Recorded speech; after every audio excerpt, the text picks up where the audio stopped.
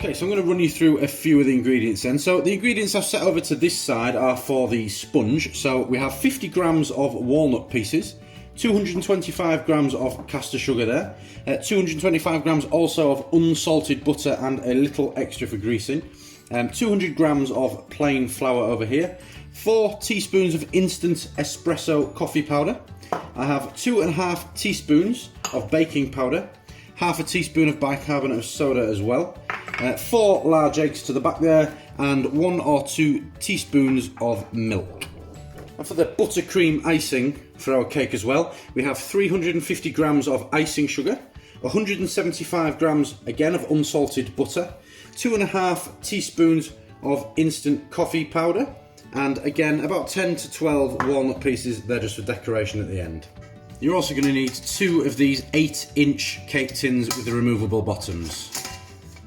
So the first thing I'm going to do is turn our oven on to 180 degrees. And then quite simply, using our butter, I'm just going to grease the bottom and all around the edges of both of our cake tins. I'm just going to line them both as well with some greaseproof paper that I've cut to size. Next thing then, we're just going to pop our walnuts into a blender or a food processor and just blitz them up. So they want to be the consistency of sort of breadcrumbs. Don't turn them into a flour. So once we've got our walnuts to sort of breadcrumb consistency, the next step is then we're going to start mixing our sponge mixture. So into a large mixing bowl, you want to take your butter. It always works better if the butter's softened a little more than I have here. And then we're just going to basically mix everything together using a fork to begin with. So start off with the sugar and the butter. Okay, so we're going to start adding the other ingredients as well now. We've got that butter and the sugar nicely mixed. So we're going to go in with our 225 grams of flour. Give that a nice mix up. So yeah, I'm happy with how that flour's mixed in. So we're going to go in with our baking powder and our bicarbonate of soda. Again, give that a mix in. Next, in with your espresso powder and your walnuts from earlier. Okay, so when you're happy, everything's mixed in nicely and the only things we have left are our eggs and our milk. And the next thing we're going to go in with is 1 egg at a time.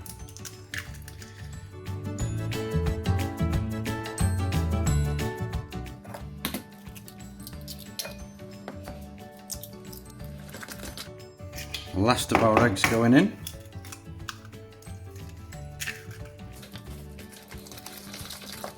Just gone in with our milk. As you can see, we are pretty much there with a perfect cake mix. I'm going to separate it half and half into both of our cake tins. Alright, so once your cake tins look like this and you've got your mixture nicely divided out, then you want to bake them in the oven for 25 minutes. One way to check if your cake is done, have a listen. And you can hear crackling. If you can hear crackling, it's not done and it needs a little longer in the oven. So place it back in for another 2 or 3 minutes.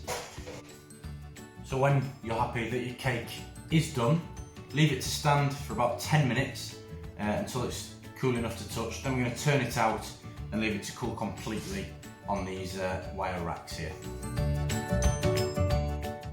So now these have cooled. We're going to turn them out. So basically, hand over the top, make it as wide as you can, and then flip her over. A slight lift. There we go. And then turn them back over. Leave them to cool. So just before they've cooled completely, we will take off this greaseproof paper from underneath. But I'm just going to leave that for the time being. Okay, so while our sponges are cooling to the side over there, we're going to move on to our buttercream filling and topping. So first things first, what we want to do is gently sieve our icing sugar through a sieve into the bowl.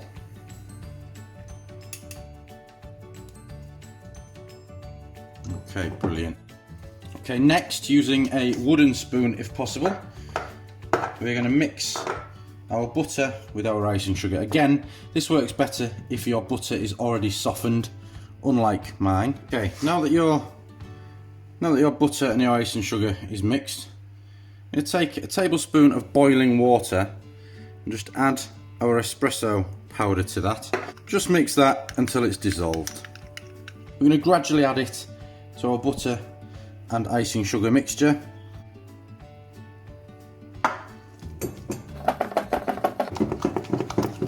So make sure all of your lumps have gone. And what you're left with is this lovely, lovely coffee flavoured buttercream that tastes very, very naughty. Okay, once your sponges and your buttercream mixture have both cooled completely, now is the time to test your decorating skills. So first things first, I'm just going to separate the mixture into two halves as I've done here, so half in the bowl and half on top of my sponge. And I'm just going to, this is the inside sponge, so firstly I've turned it upside down, so this is going to be the bottom half of my cake.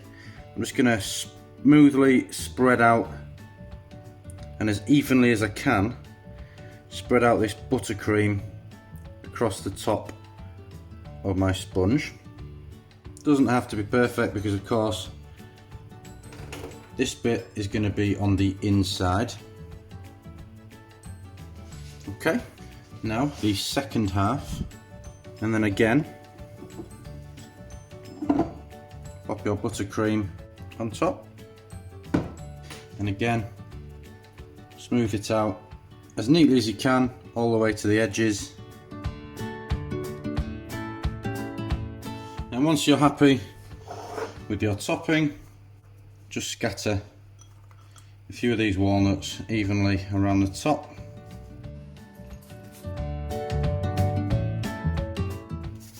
There we go.